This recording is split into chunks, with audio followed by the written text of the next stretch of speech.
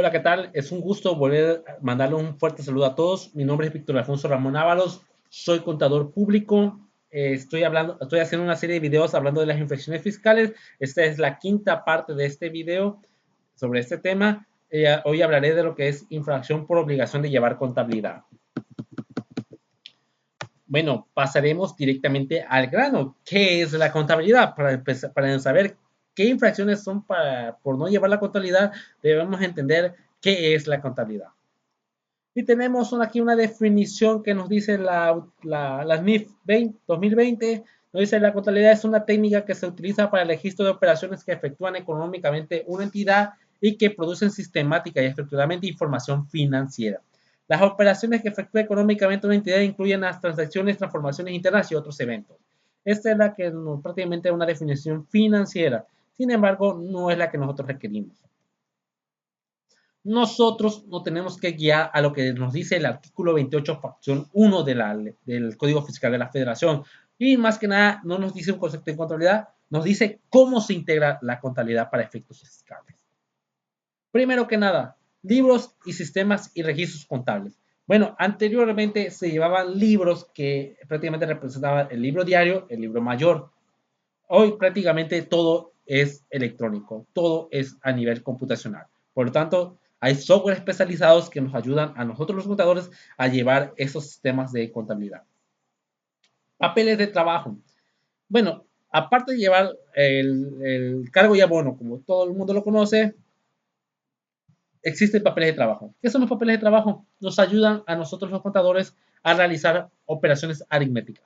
Para determinar los impuestos nos requieren una serie de operaciones, por lo tanto cada contador elabora sus papeles de trabajo. Sin embargo, casi todo el mundo se viene pareciendo un poco, pero es más que nada su función es de ayuda. Por lo tanto, para determinar el IVA o el ICR, se requieren esos papeles de trabajo y deben estar integrados en la contabilidad. Estados de cuenta. No solamente estoy hablando de estados de cuenta bancarios, también incluyen lo que son las tarjetas de débito, crédito, de cheque, cuentas de cheque, de dólares, de fondos de inversión, hasta incluso hasta de monederos electrónicos que llevan. Control de inventarios y métodos de evaluación. Pues es una obligación prácticamente de manera interna y para evitar el robo hormiga, llevar esa serie de control de los inventarios. Libros o registros sociales. Bueno, aquí podemos encontrar lo que son los actas de asamblea ordinaria y extraordinaria que celebren los socios o la sociedad. Cuentas especiales, pues son las cuentas de orden como la CUCA o la CUFIN. Discos, cintas o cualquier otro medio procesal de almacenamiento de datos. Bueno, prácticamente en un principio la contabilidad pues se iba en papel, luego pasamos a computadora y se iba guardando pues dentro de la propia computadora. Sin embargo, ya sea la computadora, los discos duros o incluso los servidores solían pues, sufrir algún desperfecto. Por lo tanto, ahorita más que nada algunos han considerado la idea de emigrar su información a una nube prácticamente que hay en Internet. Los equipos o sistemas electrónicos de registro fiscal y sus respectivos registros. Documentación comprobatoria. ¿Qué debemos entender por documentación comprobatoria? Nos ayudará esta tesis. Es del Tribunal Federal de Justicia Fiscal Administrativa del año 2018. Deben de entenderse como aquella que consigna las operaciones realizadas por el contribuyente y no únicamente los elementos que integra su contabilidad. La, documenta, la documentación comprobatoria en un fragmento de su texto deben de entenderse la documentación que consigna materialmente y de una manera clara y fehaciente las operaciones específicas que realizó dicho contribuyente, como serían la factura, los recibos, las pólizas y demás documentación análoga, en donde pueda constatarse que realmente se llevaron a cabo tales operaciones y que la pérdida fiscal no constituye una ficción creada por el contribuyente. Perdón. Bueno, ¿qué más debemos entender como que forma parte de la integral? Documentación e información relacionada con las disposiciones fiscales. A lo mejor cierta disposición fiscal me obligue a mí en lo particular a llevar una relación que solamente yo estoy ubicado en el supuesto de la ley. No todos, como por ejemplo llevar un registro especial de mis clientes y mis proveedores por alguna actividad que realice en específico y por lo tanto es una documentación adicional que me está imponiendo la disposiciones fiscales. Obligaciones de otras leyes. Y por último tenemos los controles volumétricos y dictámenes de laboratorio. solamente en unos casos, por lo general son empresas que dediquen a materiales que tienen que ver con el petróleo. Bueno, y es que no solamente el artículo 28 del Código Fiscal, sino también el 33 del reglamento del Código Fiscal en su fracción 1 nos expande lo que es la idea de llevar una contabilidad. Y es decir, nos expande lo que dice que la contabilidad debe estar integrada por, además de lo que vimos anteriormente, por un catálogo de cuentas. Actualmente está publicando un catálogo de cuentas de 700 y tantas cuentas. Creo que por ahí va el catálogo de cuentas. Pero, ¿qué pasó en ese momento? La autoridad nos dice, debes llevar un catálogo fiscal, que es muy comúnmente dado, pero muchas empresas ya manejaban su propio catálogo. ¿Qué pasó? Muchas empresas adaptaron su catálogo a lo que tiene que ver con esa. Prácticamente los sistemas contables nos ayudaron mucho porque prácticamente imagínate pasar de, a lo mejor yo tenía un catálogo de 2000 cuentas y pasar a 700 que maneja el SAT, era prácticamente muy difícil, por lo tanto, algunos sistemas pues nos beneficiaron a hacer ese traspaso de información. Los avisos o solicitudes de reinscripción al RFC, como son los avisos de cambio de domicilio, modificación de obligaciones, suspensión de actividades, pues todos esos avisos igual nos dice el Código Fiscal, el reglamento del Código Fiscal que integran parte de la contabilidad. No solamente ya presenté el aviso y lo tiro a la basura, no, hay que guardarlo. Declaraciones anuales, informativas y de pagos provisionales, mensuales, bimestrales, trimestrales o definitivos. Todo eso igual integra la contabilidad. Mucha gente se preocupa nada más de guardar lo que son los cargos y abonos, por así decirlo, los LEFOR, donde guardamos nuestras pólizas con nuestros cargos y abonos, nada más se preocupan por guardar eso. No, hay que también guardar todo lo relacionado a las declaraciones. Imagínese que una persona viene deduciéndose una pérdida y resulta que pues cambia de contador, ¿no? Y llega otro nuevo y, oye, ¿de dónde salió esta pérdida? ¿Quién sabe? El contador lo venía metiendo en su papel de trabajo. Oye, yo necesito las declaraciones para poder amparar esas pérdidas. Por lo tanto, va a venir la autoridad, me va a revisar y decir, ¿de dónde salió esta pérdida? No, pues no sé, ya perdí los papeles. No, se integra parte de la contabilidad, me va a imponer la multa y posiblemente me desconozca la pérdida. La documentación relacionada con la contratación de personas físicas que presten sus servicios personales subordinados. Es decir, toda la contratación de personal igual integran parte de la contabilidad, todos sus expedientes. Las acciones, partes sociales y títulos de crédito en los que el contribuyente se aparte, igual integra parte de la contabilidad. Bueno, ya vimos que los estados de cuenta integran parte de la contabilidad. Nos dice que las conciliaciones de los depósitos y retiros respecto a los registros contables igual integran la contabilidad. Es decir, no basta con guardar el estado de cuenta, debe incluir una carátula de conciliación bancaria y para hacer la conciliación bancaria también necesito un auxiliar que exporto del sistema contable donde vengan todos los movimientos de la cuenta bancaria y me deben coincidir con mi estado de cuenta o señalar por qué no coincide uno, si hay cheques en tránsito y todo eso. La documentación relativa a importaciones y exportaciones de materia aduanera o comercio exterior. Si yo adquirí materia en el extranjero, si me ingresé por el régimen simplificado o por el régimen general, también debo conservar esa documentación. La documentación e información de los registros de todas las operaciones, actos o actividades. Prácticamente muchas empresas tienen muchos software especializados. A lo mejor tengo un software en punto de venta, un software en almacén, un software para administración de manejo de cuentas de clientes y proveedores y un software contable. Prácticamente todo eso integra lo que es la contabilidad, todos esos registros y operaciones. Y las demás declaraciones que estén obligadas en términos de las disposiciones fiscales aplicables. Perdón. Perdón, me emocioné demasiado y apreté una tecla que no era.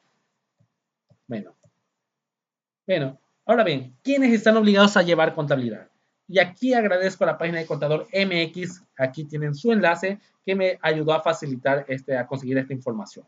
Obviamente les invito a que den una visitada a su enlace que estoy poniendo aquí en continuación. Habla información un poquito más detallada que yo no aporto en este video. Nos dice, la primera persona que está obligada a llevar contabilidad son las personas morales que están atribuidas en el título 2 de la ley de ICR. Fundamento, el artículo 76, fracción 1 y cuarta de la ley de ICR. Están obligados a llevar contabilidad. Y para entender más amplio el término de persona moral, nos dice el artículo 7 de la ley de ICR que cuando se haga mención a persona moral, se entiende comprendidas, entre otras, las sociedades mercantiles, los organismos descentralizados que realicen preponderantemente actividades empresariales, las instituciones de crédito, las sociedades y asociaciones civiles y asociaciones en participación cuando ellas se realizan actividades empresariales en México. Incluso estuve leyendo una tesis donde dicen que los sindicatos están obligados a llevar contabilidad cuando estos realicen actividades empresariales. Otra persona que están obligadas a llevar contabilidad son las personas morales con fines no lucrativos. Artículo 86, fracción 1 de la ley de ICR. Personas físicas con actividad empresarial y profesional. Artículo 110, fracción 2, obligados a llevar contabilidad. Personas físicas de régimen de incorporación fiscal, artículo 112, fracción tercera de la ley de ICR. Estos no están como tal obligados a llevar contabilidad. Sin embargo, deben ingresar su información de ingresos y egresos a lo que es la página de SAT en el sistema Mis Cuentas. Personas físicas de arrendamiento de inmuebles, artículo 118, fracción 2 de la ley de ICR. Aquí prácticamente lo dividimos en tres. Los que sí están obligados a llevar contabilidad, los que lo llevan en el sistema de Mis Cuentas y aquellos que optaron por llevar lo que se llama la deducción a ciega, que consiste en que opten por la deducción del 35% que se refiere al artículo 115 de esta ley. Es decir, esas personas no se tienen que preocupar por sus gastos. Es decir, junto a toda factura, la ley les da la opción de deducir directamente un 35% a sus actividades. Es decir, aunque yo en un mes me gasté en pintura, no todos los meses me voy a gastar en pintura. Por lo tanto, muchos optan por llevar este tipo de deducción así, que es del 35%. Régimen de actividades agrícolas, ganaderas, civícolas y pesqueras, artículo 74 de la ley de ICR. Igual aquí lo dividimos en dos, los que sí están obligados y aquellos que no están obligados. Y es que las personas físicas que obtengan ingresos por actividades agrícolas, ganaderas, civícolas o pesqueras, que de acuerdo a la regla 2.8.18 de la resolución miscelánea fiscal para el 2020, pueden no llevar contabilidad y sustituir esta obligación con la emisión de CFDIs que amparen los ingresos obtenidos. Y ahora bien, ¿cómo la autoridad se va a dar cuenta de que no estoy llevando mi contabilidad? La contabilidad, tratándose de una visita domiciliaria, la autora se encuentra obligada a ofrecimiento de los documentos que la componen. Es decir, el SAT me viene a realizar facultades de comprobación, me pide mi contabilidad y yo tengo que proporcionarlo con fundamento en esta tesis del Tribunal Federal de Justicia Fiscal Administrativa, aunque es un criterio aislado prácticamente, pero no es muy lejos de la realidad. Y pasemos ahora a lo tema importante, las fracciones y multas por no llevar contabilidad. Primero que nada, estas están contenidas, la infracción, la hipótesis de la ley está contenida en el artículo 83 y su multa está englobada en el artículo 84. Son infracciones con obligación de llevar contabilidad descubiertas en el ejercicio de la facultad de comprobación o requerimientos del artículo 22 del Código Fiscal de la Federación. Es decir, establecen dos formas de que la autoridad se va a enterar de que no llevó contabilidad. Uno es por realizar la facultad de comprobación establecida en el artículo 42 y otra es bajo requerimientos del artículo 22. Primera fracción, no llevar contabilidad. La multa será de 1.520 a 1.540 pesos. Se dice que habrá un agravante, es decir, la multa se aumentará en un 100% o un 150% cuando se dé el delito de cohecho, con fundamento en el artículo 222 y 222 bis del Código Penal Federal. Y por otro lado tenemos la fracción tercera, lleva contabilidad en forma distinta o en lugar distinto a los señalados en las leyes fiscales. La multa será de 330 pesos a 7.570 pesos. Bueno, yo aquí les quise poner estas dos fracciones al mismo tiempo para que veamos cuál es la diferencia entre una y otra. Y es que se puede llegar a confundir y a veces de manera estratégica es mejor esa confusión. El supuesto de la fracción 1, no llevar contabilidad. Pero aquí les pregunto yo, ¿y qué tal si llevo la contabilidad, pero la llevo de forma errónea o la llevo de forma incompleta? ¿Estoy en el supuesto de la fracción 1 o estoy en el supuesto de la fracción 3 de llevar la contabilidad en forma distinta? Bueno, aquí prácticamente es a criterio de la autoridad, pero pues sería un gran fundamento, ¿no? En vez de aplicarme una multa de 15.140 a una multa de 7.570, pues es mucha diferencia. Y bien, el delito de cohecho. Prácticamente el delito de cohecho hay de tres supuestos. El que nos interesa, el que dé residente nacional o extranjero, prometa o entregue a cualquier beneficio a las personas del artículo 202 del Código Penal Federal para que obtengan o omitan un acto relacionado con sus funciones. Es decir, a mí me llega la autoridad y yo la intento sobornar, estoy cometiendo el delito de cohecho. Por lo tanto, mi multa será grabada en un 100%, se aumentará en un 100% a un 150%. Algo que es de muy interés, y es que el artículo 26 del Código Fiscal Federal nos dice que son responsables solidarios de los contribuyentes los socios o accionistas cuando dicha persona moral incurre en cualquiera de los siguientes supuestos. No lleve contabilidad, la oculta o la destruya. Es decir, como comúnmente he dicho, los socios y accionistas solamente responden por el monto de sus aportaciones. Sin embargo, el Código Fiscal de la Federación nos extiende esa responsabilidad que tienen los socios y accionistas más allá, sino que también son responsables solidarios. Bien, y seguimos con el artículo 28. Nos dice que las personas morales que de acuerdo a las disposiciones fiscales están obligadas a llevar contabilidad estarán a lo siguiente. Los registros o asientos contables deberán cumplir con los requisitos establecidos en el reglamento que ya vimos y las disposiciones de carácter general que emite servicios de administración tributaria. No veremos a fondo este tema porque prácticamente sería muy técnico y muy largo el video. Fracción tercera, los registros o asientos que integran la contabilidad se llevarán en medios electrónicos. Y lo mismo con fundamento en el reglamento, las disposiciones que emite el SAT y la documentación comprobatoria de dichos registros o asientos deberán estar disponibles en el domicilio fiscal del contribuyente.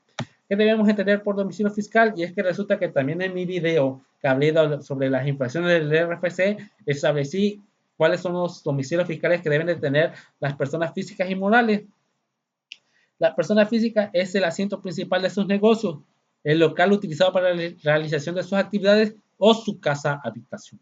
Las personas morales pueden ser consideradas el lugar donde establece la administración principal de sus negocios, cuando sean residentes en el país, o cuando sean residentes en el extranjero, el establecimiento o administración principal de sus negocios. Y por último tenemos la fracción cuarta. Ingresarán de forma mensual su información contable a través de la página del Servicio de Administración Tributaria. Y para ellos vamos a esta tesis, porque realmente esta fracción cuarta fue muy polémica. Y nos dice esta tesis que es jurisprudencia, por cierto, del Tribunal Federal de Justicia Fiscal Administrativa, contabilidad electrónica. La obligación de ingresarla a través de la página internet del Servicio de Administración Tributaria no implica el ejercicio de facultades de comprobación en términos del artículo 42 del Código Fiscal de la Federación. Es decir, con subir la información no se considera facultades de comprobación de la autoridad. Y es que pues prácticamente fue muy polémico este asunto y pues mucha gente se amparó para no subir la contabilidad. Dijeron que pues, prácticamente no se debe subir información personal, pero prácticamente fueron resolvidos en contra de todas esas inconformidades. Y algo muy recomendable en mi video es que dice que la multa fija. En prácticamente todas las multas fiscales siempre habrá un monto mínimo y un monto máximo. Y esto es a razón de que la autoridad, al imponer una multa, tomará en cuenta las circunstancias personales del infractor. Por lo tanto, no es lo mismo imponer una multa de 1.000.000 de pesos a todo el mundo o imponer un porcentaje, ¿no? A lo mejor un 100% para todo el mundo. Oye, pues resulta que yo me equivoqué aritméticamente o detalles así. Por lo tanto, la autoridad pues tiene que valorar cada persona individualmente. Es decir, para establecer si te pone la multa mínima o la multa máxima. Y otra tesis aquí, infracción por no proporcionar la contabilidad o parte de ella no se actualiza cuando se lleve en sistema de cómputo y así se exhiba a las autoridades antes del cierre del ejercicio revisado. Y es que pues prácticamente muchas empresas han dejado afuera el papel. Ya no llevan casi papeles para no pagar bodegas. Imagínate, guardar 5 años de contabilidad en una bodega es ocupar mucho espacio por mucho tiempo. Por lo que muchas empresas han optado por llevar al medio digital. Han digitalizado todos sus movimientos, sus papeles. Por lo tanto, cuando llega una autoridad a revisar su contabilidad, la más le entregan el equipo de cómputo. Aquí tienes el equipo de cómputo, la contraseña y ya puedes revisar la contabilidad. Aquí está todo. Bien, tenemos la fracción 2. Dice, no llevar libro o registro especial según las leyes fiscales, no cumplir con la obligación sobre evaluación de inventarios o no llevar el control de los mismos. La multa se aplicará de 330 a 7.570 pesos. Y ya tenemos la misma agravante del delito de cohecho. Ahora bien, abundaremos un poquito más en lo que son los inventarios. Y es que no solamente llevar inventario me va a imponer una multa, sino que va a facultar la autoridad para aplicarme el artículo 75 del Código Fiscal de la Federación, el cual le da la facultad de determinar preceptivamente mi utilidad fiscal, es decir, la de nosotros los contribuyentes. Nuestros ingresos y el valor de los actos realizados o activos por lo que deban pagar contribuciones cuando se den los siguientes supuestos. Uno de ellos se dé las siguientes regularidades: omisión de legítimo de operaciones, ingresos o compra, así como alteración de los costos por más del 3% de los declarados en el ejercicio. Registro de compra o gastos o servicios no realizados o no recibidos. Omisión o alteración de registro de existencia que deben figurar los inventarios o registros de dicha existencia a precios distintos de los costos, siempre que en ambos casos el importe no sea el 3% del costo de los inventarios. Fracción cuarta: no cumplan con las obligaciones sobre evaluación de inventarios o no lleven el procedimiento de control de los mismos. Ahora bien, yo incorrí en alguno de estos y pues resulta que me voy a pleito con esa, ¿no? Contrato a un buen abogado fiscalista, pero resulta que pues el abogado fiscalista, ni por muy bueno que sea, le van con las manos atadas. ¿Por qué? No tenemos un control de inventario, una evaluación de lo mismo. El abogado fiscalista va a ir con las manos atadas a ver qué puede hacer por nuestra ayuda. Lo importante aquí es realmente llevar un control de los inventarios. Incluso nos puede servir para el robo hormiga. Por lo tanto, yo sugiero llevar, si no lo lleva, empiecen a llevar. Me voy a la papelería, compro mis órdenes de almacén y empiezo a llevar lo que es el inventario, aunque sea en papel o en Excel. Eso nos puede ayudar mucho. Incluso nos puede ayudar para que la autoridad no determine presuntivamente nuestra utilidad fiscal.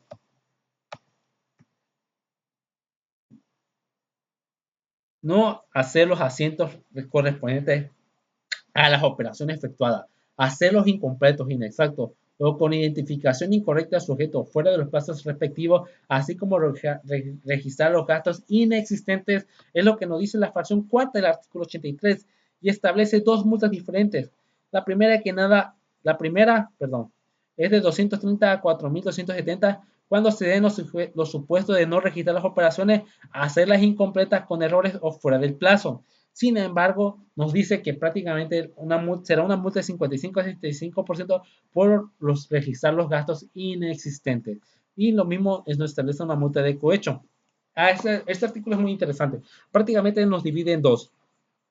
Prácticamente considera que los gastos inexistentes puede ser menor o mayor a lo que ya vimos, porque a lo mejor es una factura de 100 pesos, pues prácticamente no, un 55%, 55 pesos, 75 pesos, no es nada en comparación con la multa mínima de 230 pesos. Ahora bien, sin embargo, es una multa de 1 millón de pesos, estamos hablando de una cantidad mucho mayor a lo que impone la multa primera. Y también debemos considerar lo que dice el artículo 75 del Código Fiscal de la Federación, que habla de los agravantes. Que por cierto, igual les recuerdo que tengo un video hablando de las agravantes de las infracciones. Y nos dice en su fracción 2, también serán agravantes la comisión de una infracción cuando se den cualquiera de los siguientes supuestos: que se hagan uso de documentos falsos o que lo hagan constar operaciones inexistentes. Es decir, no solamente esta infracción por registrar los gastos inexistentes se le va a graduar nada más a la multa, sino también será considerado un agravante y pues puede incurrir en la existencia de otros delitos. Por ejemplo, también imagínate, al registrar un gasto inexistente, puede incumplir en el ICR, en el IVA, en el IEX inclusive, o otros impuestos. Y vamos a revisar esta jurisprudencia del Tribunal Federal de Justicia Administrativa. ¿Qué nos dice? Facultad de comprobación. Autoridad fiscal en su ejercicio válidamente puede desconocer los efectos fiscales de los actos jurídicos consignados en la contabilidad cuando carezcan de materialidad. Uy, aquí mucho le da un infarto, ¿no? De carezcan de materialidad. Y es que vamos a leer un fragmento de su texto. Si derivado de una revisión de la autoridad advierte que las operaciones que constan en la contabilidad no tienen sustancia material, pueden determinar su inexistencia exclusivamente para efectos fiscales, es decir, desconocer su eficacia para la determinación de devolución o acreditamiento de contribuciones sin que ello implique anular para efectos generales el acto jurídico en cuestión, ni mucho menos exceder del objeto de la orden de visita. Bueno, aquí les voy a proporcionar un ejemplo. Yo trabajaba en una empresa. Esa empresa, pues, tenía un inmueble y contrató a un arquitecto o una persona el personal de mantenimiento para realizar remodelaciones al edificio. Resulta que pues yo como contador estuve pidiendo por mucho tiempo que me dieran los planos de esa remodelación y nunca me los dieron. Por lo tanto, ¿qué tenía yo en mi póliza? Pues resulta que además tenía la póliza, los movimientos de cargo y abono, y resulta que pues la factura y la transferencia donde fue pagada. Nada más. Resulta que el día de mañana llega la autoridad y ve el edificio, pues no veo que hayan hecho remodelación. Prácticamente ya lleva años, ¿no? Prácticamente ya se empezó a deteriorar. No se puede saber sinceramente si se llevó a cabo. Por lo tanto, pueden determinarme que esa acción carezca de materialidad. A lo mejor muchas empresas meten ese tipo de gastos para como gastos inexistentes, ¿no? Y así nada más lo meten. Las dichosas ventas de facturas que se hacen. Por lo tanto, es muy importante tener esa materialidad de las operaciones para que no suceda esto. Y bien, nos dice el artículo 60 del Código Fiscal, cuando el contribuyente omita registrar adquisiciones en su contabilidad y estas fueran determinadas por la autoridad fiscal, se presumirán que los bienes adquiridos y no registrados fueron enajenados y que el importe de la enajenación fue el que resulta de las siguientes operaciones. No vamos a revisar a profundidad este artículo, sin embargo, me dice que también puede presumir que yo adquirí un bien y no lo registré y luego lo vendí. Para ello también tenemos esta tesis que sin embargo condiciona este artículo, nos dice que está condicionado a que la autoridad acredite la existencia de una adquisición no registrada en la contabilidad. Es decir, la autoridad debe proporcionar las pruebas, tiene la carga probatoria para decir que yo adquirí un bien, no lo registré y luego lo vendí. La autoridad es la encargada de tener la carga de la prueba. Y aquí algo muy interesante y vemos la importancia de registrar las operaciones.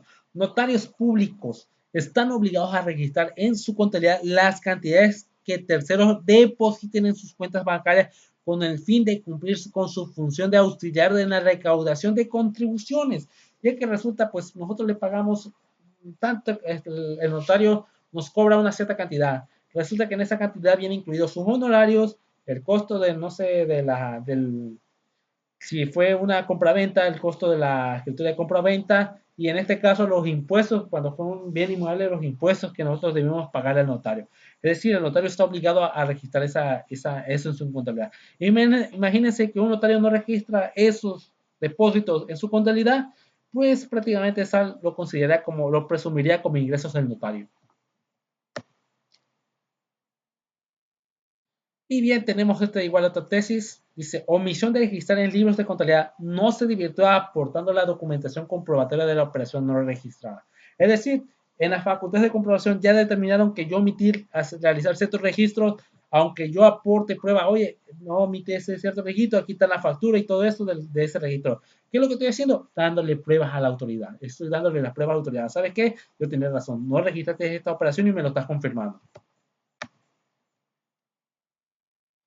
Seguimos con la fracción sexta. No conservar la contabilidad a disposición de las autoridades fiscales por el plazo establecido en las disposiciones fiscales. La multa será de 920 a 12.100 pesos. Y bien, tenemos el artículo 30 del Código Fiscal de la Federación. La contabilidad deberá conservarse durante un plazo de 5 años contados a partir de 2 fechas en la que se presentaron o debieron de haberse presentado las declaraciones con ellas relacionadas. Resulta que, pues, imagínense que yo presenté una declaración en el 2013, ya estamos en el 2020, por lo tanto ya pasan los 5 años, yo digo, no, pues ya hay que desechar esa declaración. Pero resulta que por ahí el año 2018 yo presenté una declaración complementaria y resulta que pues a partir del 2018 tengo que guardar otros 5 años de esa información, 2018, 2019, 2020, 2021, 2022, hasta el 2023 debo deshacerme de esa información. Por lo tanto, debieron presentarla. Igual por lo mismo, a lo mejor yo me di de alta en el SAT y nunca hice ningún movimiento y así pasé varios años. Resulta que se fue en el 2013 y resulta que pues hasta el 2018 empezó a llevar actividades. No me debo preocupar tanto por las operaciones de 2013 porque prácticamente ya pasó el periodo de 5 años, por lo tanto ya prescribió un poquito de eso y ya nada más me debo preocupar por la fecha que sí está integrada, es decir, de 2015 al 2020. Y bien, ¿qué nos dice el reglamento del Código Fiscal Federal? Y bien, este es un dato que ni yo conocía porque realmente no me metí a profundidad hasta hacer este video, y es que nos dice que el artículo 30 del Código Fiscal, cuando los libros o demás registros de la contabilidad del contribuyente se inutilicen parcialmente, deberán reponerse los asientos ilegibles del último ejercicio, pudiendo realizarlo por concentración.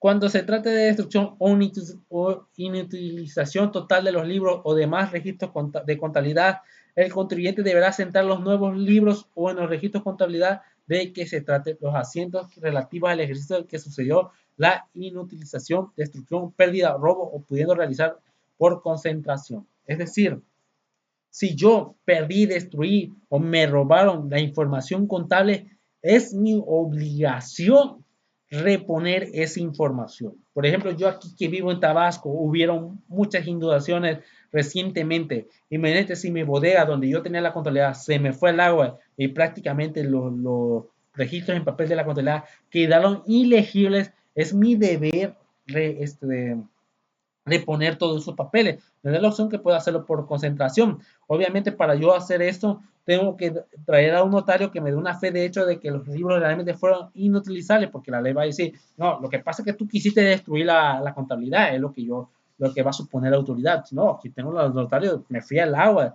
aquí tengo los libros todos mojados, no los sacamos, ¿no? Prácticamente algunos ni se veían, ya el papel se había roto, algunos pescados se comieron algunos libros, ¿no? Fuera de la circunstancia, ¿no? Pero es mi obligación más que nada como contribuyente reponer esa contabilidad. Yo, pues, cuando empecé como auxiliar contable, resulta que pues me asignaron una empresa. Yo entré en el 2015, me dio una empresa en el 2016, resulta que esa empresa tenía desde el 2010, tenía operaciones, pero resulta que no sé qué pasó y chiste que me entregaron a partir de la fecha de 2016, me entregó una contabilidad. Resulta que en esa empresa no existía información del 2014 y 2015. Me dijeron, ¿sabes qué? Repone información. Pues, ¿qué tuve que hacer? Pedir los estados de cuenta al banco, principalmente pedir los estados de cuenta al banco. Luego, gracias a Dios, en el 2014 la contabilidad fue electrónica, pues prácticamente fui amarrando conforme a la salida de dinero, era identificable porque en el estado de cuenta me aparecía la cantidad y el RFC de quien se le pagó. Por lo tanto, ya ahí puede hacer una correlación. ¿Sabe qué? Este registro pertenece a tal factura y me bajaba simplemente así, fui amarrando la contabilidad, fui regenerando la información contable. Y el último párrafo. En caso que se refiere al artículo, el contribuyente deberá conservar en su casa el documento público que conte los hechos ocurridos hasta en tanto no se extinga la facultad de comprobación de las autoridades fiscales. Bueno, y es que también tenemos que recordar que el artículo 75 del Código Fiscal de la Federación nos dice en su fracción 2, será agravante la comisión de una infracción cuando se dé cualquiera de los siguientes supuestos, que se destruya, se ordene o permite la destrucción parcial o total de la contabilidad. Es decir, sin ese documento público, la autoridad va a suponer que yo quise destruir la contabilidad. Y por lo tanto, nosotros debemos tener mucho cuidado con esto.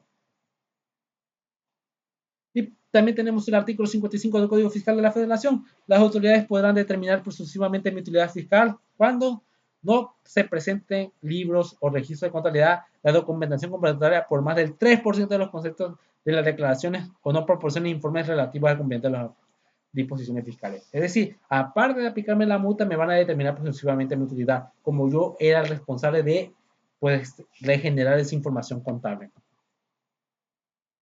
Y tenemos esta siguiente tesis, aunque es una tesis aislada, lo dice, determinación presuntiva de autoridad fiscal. Se actualiza aún cuando el contribuyente argumente que denunció ante el agente del Ministerio Público el robo de la información o documentación que le fue requerida. Es decir, aquí ya no me aplicarán agravante porque denuncié por robo. Sin embargo, estaba yo obligado a regenerar la contabilidad y como no lo hice, me van a determinar presuntivamente mi utilidad fiscal. Y bien, tenemos esta otra tesis aislada, la pongo más que nada porque hay mucha confusión. Dice, el plazo que debe operar, que opere respecto de contribuyentes que no están obligados a llevar la contabilidad es de 5 y no de 10 años. Es decir, además son 5. ¿Por qué se confunden mucho con los 10 años? Y es que el Código de Comercio en diversos artículos como el 38, 46 y 49 establece obligación a los comerciantes de guardar su documentación por un periodo de 10 años. Por lo tanto, no es aplicable esto, sino aquí simplemente estamos hablando de aspectos fiscales y aquí deben de ser 5 años.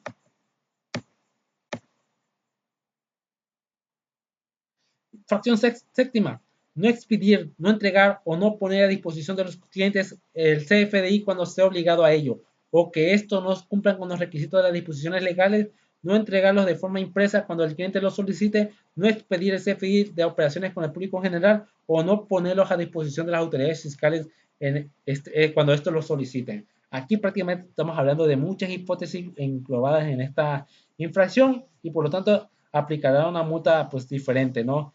De 1.500, de 15.280 a 87.350 va a ser la multa general. Sin embargo, establece una atenuante que cuando sean del régimen de incorporación fiscal, solamente la multa será de 1.490 a 2.960 pesos. En caso de reincidencia del inciso A y B, las autoridades fiscales podrán adicionalmente clausurar preventivamente el establecimiento del contribuyente por un plazo de 13 a 15 días. Para determinar el plazo se aplicará el artículo 75 del Código Fiscal de la Federación, que es referente al agravante, para saber si me van a clausurar preventivamente 3 a 15 días. Y tenemos el último inciso de 14.830 pesos a 84.740 pesos para contribuyentes autorizados para recibir donativos deducibles. En caso de reincidencia se revocará la autorización. Es decir, estos que reciban donativos, no me pidan un CFDI por dichos donativos, se le aplicará esta multa y en caso se le revocará la autorización. Prácticamente tiene una multa más severa y un castigo más severo esa artículo. Empecemos. El artículo 29A del Código Fiscal nos establece que los comprobantes fiscales a que se refiere el artículo 29 del Código Fiscal deberán contener los siguientes requisitos. Para empezar, la clave del RFC de nosotros, el número y folio del sello digital del SAT, el lugar y fecha de expedición. Prácticamente aquí se ha sustituido, por lo que es el código postal. El RFC de la persona a quien se le va a expedir a su favor, la cantidad, unidad de medida y clase de bienes o mercancía o de descripción de los servicios o del uso o goce que amparen. El valor unitario consignado en el número. El importe total, consignado en número o letra. El número y fecha del documento aduanero, tratándose de ventas de primera mano. En su caso, los contenidos en las disposiciones fiscales que sean requeridos y den a conocer el Servicio de Administración Tributaria mediante el régimen general. Prácticamente aquí vienen entrando las retenciones. No todos están obligados a poner este campo de las retenciones. Y de manera simple así viene quedando una factura con varios requisitos, como lo podemos ver a continuación. Bien, hablaremos un poquito más del 29. Cuando las leyes fiscales establezcan la obligación de expedir comprobantes fiscales, deberán cumplir con las siguientes obligaciones. Y como ya vimos como una infracción viene fundamentado en esta fracción quinta, deberán entregar o poner a disposición de sus clientes o a través de los medios electrónicos que disponga el citado órgano desconcentrado mediante reglas de carácter general, cuando sea solicitado por el cliente su representación impresa, la cual únicamente presume la existencia de dicho comprobante fiscal. Es decir, yo voy a cualquier empresa, compro algo, oye, denme mi factura. Ah, no te la quiero dar. Oye, es es tu obligación darme esa factura. Por lo tanto, yo te puedo denunciar de TESAR y si te vas a hacer acreedor a una multa que realmente prácticamente nunca ha pasado, porque yo tuve un cliente, ¿no? Que nunca un cliente grande, por decir, digo, un proveedor, ¿no? De esos grandísimos, ¿no? Le compré algo y nunca me mandaron mi factura, aunque era de 13,000 pesos, yo la quería, pero nunca me la dieron. Denuncié de TESAR, pero nunca hicieron nada. Y bien, vamos a ver esta tesis.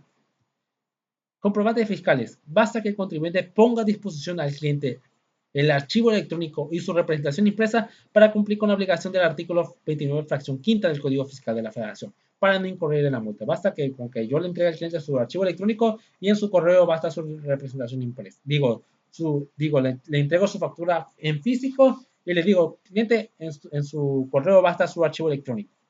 O en muchos casos, no, pues el cliente ya, no, pues le voy a mandar su correo, su factura. Ah, bueno, pues no es necesidad de imprimirle porque no me lo pide el cliente.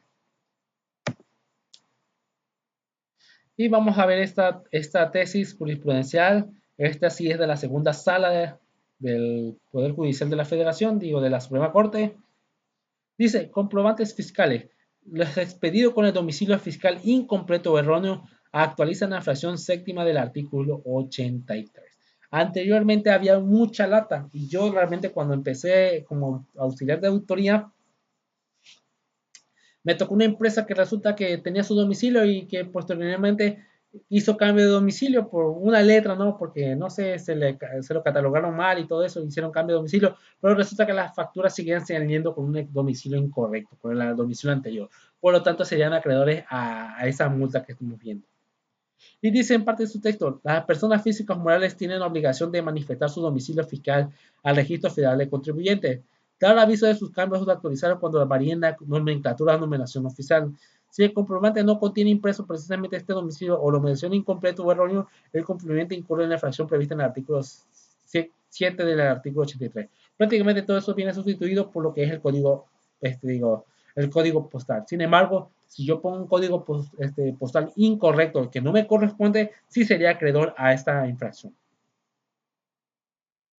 Y seguimos con la tesis. Visita domiciliaria. Para verificar la expedición de comprobantes fiscales por concepto de hospedaje, corresponde a la autoridad la carga de la prueba, cuando afirma que el pago por dicho servicio se realizó en fecha distinta a la que aparece en la factura correspondiente. ¿Por qué le quise poner esta tesis? Estamos hablando de hospedaje. Y por lo general, cuando llega uno o reserva una habitación en un hotel, resulta que uno llega y pues pide la habitación, a lo mejor pido por un mes, no, exageradamente, un mes pido la el hospedaje, resulta cuándo me van a cobrar. Me pueden cobrar antes o me pueden cobrar finalizado el mes. Y es que resulta que muchos hoteles manejan lo que es el no-show y aplican una política de cancelación. A lo mejor yo reservé el hotel por una semana, pero resulta que por el abuelo se atrasó, por la contingencia ahorita del COVID, no pude llegar, no pude salir ni del país. Y llamo, oye, hotel, fíjate que no voy a poder ir, cancélame el hospedaje. Ah, bueno, pues te voy a cancelar, pero te voy a cobrar el 20% de una comisión por cancelación de hospedaje. Por lo tanto, el hotel, por eso no me hace mi factura todavía, porque no sabe cuánto al final me va a costar. A lo mejor me devuelve una parte y solamente me cobra una parte. Seguimos con la tesis. Aquí hablamos de la clausura preventiva, prevista en el artículo 84, fracción cuarta. No constituye una pena infamante en las prohibidas en el artículo 22 del Código Fiscal Federal. Ya que resulta que me imagino que alguien se quiso amparar bajo el artículo 22 federal para esta clausura preventiva. Y el artículo 22 prácticamente nos refiere a un sujeto que ha sido sancionado de una manera deshonrosa, imborrable y permanente frente a terceros. Prácticamente, imagínate qué pena, ¿no? Que llegue a y te clausure tu negocio. Prácticamente aquí se quiso irse por esa vía, pero no se lo concedieron. Otra tesis, comprobantes fiscales, interpretación estricta del artículo 29 y 29A y 83, fracción séptima del Código Fiscal de la Federación. Si los requisitos fiscales del artículo 7 del artículo 83 del Código Fiscal, ya que para incurrir en hipótesis sancionada basta con que no se cumpla con uno de los hechos. Es decir, con que yo no cumpla con algunos requisitos que ya vimos, será acreedor a esta infracción. Hoy en día es muy difícil porque prácticamente están los famosos PAC que verifican que nuestras facturas cumplan con los requisitos fiscales. Tenemos la fracción novena, expedir el CFDI con un RFC distinto a que se refiere el bien o servicio. La multa será de 16.670 pesos a 95.300 pesos cuando sea la primera infracción. Y tratándose del RIF, del régimen de incorporación fiscal, será de 1.670 a 3.330 pesos. En caso de reincidencia, la sanción consistirá en la clausura preventiva, que ya vimos con anterioridad, de 3 a 15 días, considerando el paso del artículo 75. ¿Qué consiste esta infracción? Resulta que yo me llamo Víctor y resulta que tú vienes conmigo a adquirir un servicio contable y resulta que yo te facturo a nombre de Pedro. Pedro te va a facturar. Bueno, y también yo tuve un caso, ¿no? Cuando trabajaba yo por una empresa, resulta que la contabilidad le llevaba un supuesto contador, porque la verdad no sé si eran contadores, pero era un contador, ¿no? Resulta que me regresaron la contabilidad, yo la empecé a revisar, algo que noté, cómo se le pagaba a ese contador. Resulta que pues nunca el contador emitía una, una factura a su nombre. Resulta que facturaba no sé quién, creo que su mujer, creo que era la que facturaba. Y me facturaba por conceptos de capacitación. Es decir, imagínate, un contador facturando capacitación a nombre de una persona, imagínate, hay que conocer bien lo que nos dice este artículo. La fracción novena es muy importante. Y vamos con la fracción décima. No dictaminar sus estados financieros según el artículo 34A hubiera optado por hacerlo o no presentar el dictamen en el término de la ley fiscal. La multa será de 13.490 a 134.840 pesos. Y bien, ¿qué nos dice el artículo 39A? Y es que para poder dictaminar solamente lo podrán hacer las siguientes personas.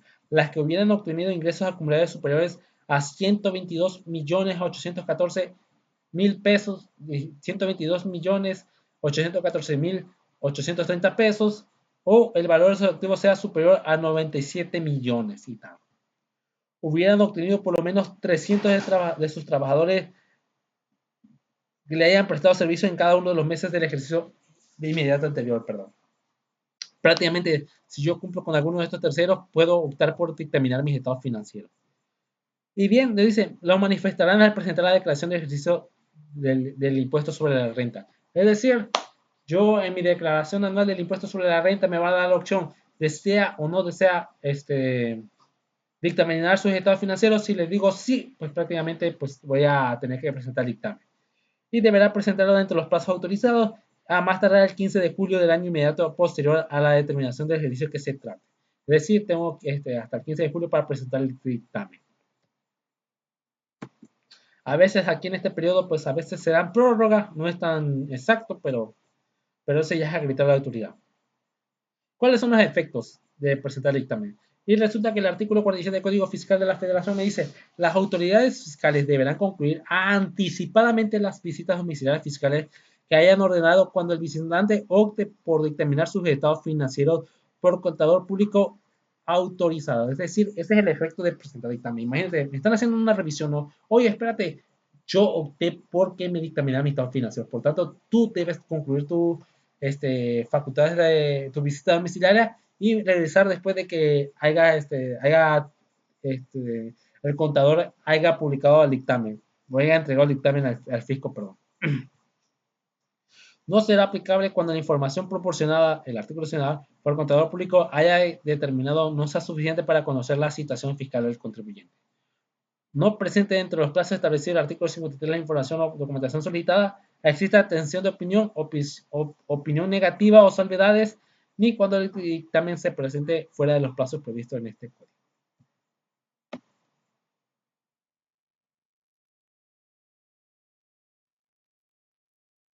Bien, tenemos la fracción onceava, expedir CFDI que amparen donativos deducibles sin contar la autorización para recibir los donativos según el artículo 79, 82, 83, 84 de la ley de ICR, los artículos 31 y 144 de la ley de ICR. Prácticamente ya vimos también que aquí vimos qué pasa si un contribuyente que esté obligado a expedir CFDI por donativos será crear una multa. En este caso, cuando un contribuyente no esté autorizado para recibir donativos y aún así expida CFDI con ese nombre, se le aplicará una multa de 3 a 5 veces el monto señalado en el CFDI que ampare el donativo. Bueno, yo aquí le voy a conectar otra anécdota. Resulta que pues nosotros se le rentaba un salón para celebrar la posada a un hospital. Resulta que como era hospital, era una AC, estaba autorizado para recibir un donativo. Resulta que por la renta no me ponía renta de espacio para, no sé, de salón, no, renta de salón no me ponía así, me ponía donativo hecho a la asociación. Es lo que me ponía como factura, ¿no? Pero resulta que casi no hubiera tenido esa autorización y aún así me hubiera puesto ese donativo, sería acreedor a esta multa de 3 a 5 veces el monto señalado en el CFDI. Fracción doceava, no expedir o acompañar la documentación que ampare mercancías de transporte en territorio nacional. Será de 680 a 13.200 pesos. Y es que resulta que pues prácticamente ahorita con la contabilidad digital, prácticamente el SAT tiene un apartado exclusivamente para las mercancías en traslado. Y nos dice que el tipo de relación será 505, trasladación de mercancías facturadas previamente. Y 06, factura generada por traslado previo. Es decir, si yo voy a transportar una mercancía del almacén A al almacén B, yo tengo que expedir un CFDI de traslado de mercancía. Resulta que imagínate si el camión no lo detienen en un retén y me dicen, a ver, entrégame la documentación de la comprobativa. Espérate, aquí está, mi CFDI de traslado, lo llevo del almacén A de la empresa y se lo lleva al almacén B de la empresa. no tener en operación o no registrar el valor de los actos o actividades con el público general en las máquinas registradas de comprobación fiscal o en equipos y sistemas electrónicos de registro fiscal autorizados por las autoridades fiscales cuando esté obligado en ellos, en los términos de las disposiciones fiscales. La multa será de 6.950 a 34.730 pesos. Y como vimos, también será se puede, no incumplir con esta fracción o que nos impongan esta multa, la autoridad tendrá facultad de determinar presuntamente la autoridad fiscal.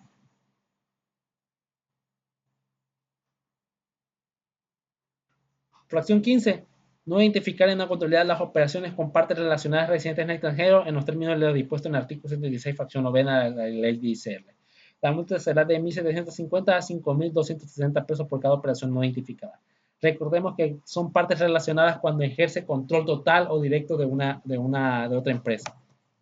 Y como lo vemos con este ejemplo, ¿no? Aquí el ejemplo de la empresa B ejerce un control total o directo sobre la empresa A, por lo tanto la empresa A quiere mercancía en 100 pesos, a veces la vende en 200 pesos, como es parte del mismo dueño, sin embargo tiene otro cliente que es C y se la vende en 300 pesos, resulta que se va a cuestionar, oye, ¿cuánto te compra B? Me compra 10 y se la doy en 200.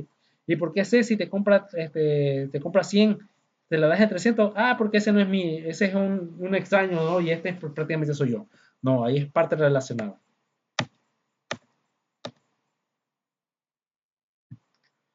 Fracción 17, no presentar o presentar de manera incompleta la declaración informativa sobre su situación fiscal a la que se refiere el artículo 32H del Código Fiscal. Contribuyentes con ingresos acumulables iguales o superiores a 815 millones de pesos, con el régimen para grupos de sociedades, entidades paraestatales de la Administración Pública Federal, personas morales residentes en el extranjero que tengan establecimiento permanente en el país y cualquier persona moral que lleve a cabo operaciones con residentes en el extranjero. La multa será de 13.490 a 134.840 pesos. Aquí prácticamente no hablaré mucho porque no es muy no es prácticamente muy viable y prácticamente esos contribuyentes prácticamente tienen un asesor muy especializado. Y la última fracción que veremos el día de hoy es la fracción 18. Utilizar para efectos fiscales comprobantes expedidos por un tercero que no desvirtuó la presunción de que tales comprobaciones amparen operaciones inexistentes. Se encuentra en la lista B, la lista negra, por el artículo 69B del cuarto párrafo del Código Fiscal de la Federación, y el contribuyente con que demostró la materialización de las operaciones, salvo que haya corregido su situación fiscal. La multa será de un 55 a 75 del monto de cada operación comprobable y la multa se aumentará cuando se dé el delito de cohecho. ¿Qué es lo que pasa?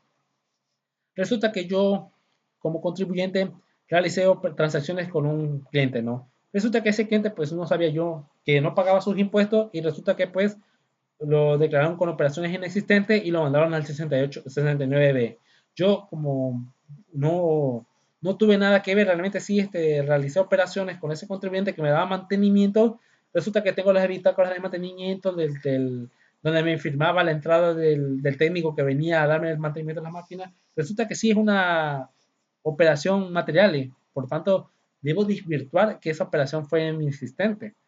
Por tanto, si no lo hago, seré acreedor a esta infracción. ¿Por qué? Porque si yo me di cuenta de que ese cliente estaba en la lista negra de SAT, sería acreedor a una falta a las siguientes multas. Y bien, en la lista negra de SAT viene el número del cliente, su RFC, el nombre de los contribuyentes, su estado definitivo, prácticamente ya no hay nada que hacer, ya le dictaron una sentencia, lo más seguro es que se vayan a la paz. Desvirtuado significa que sí logró desvirtuar a lo mejor no pagar impuestos y los pagó, a lo mejor logró desvirtuar su, su situación. En sentencia favorable significa que se fue a amparo, le revocaron la sentencia definitiva y por lo tanto pues prácticamente fue absuelto.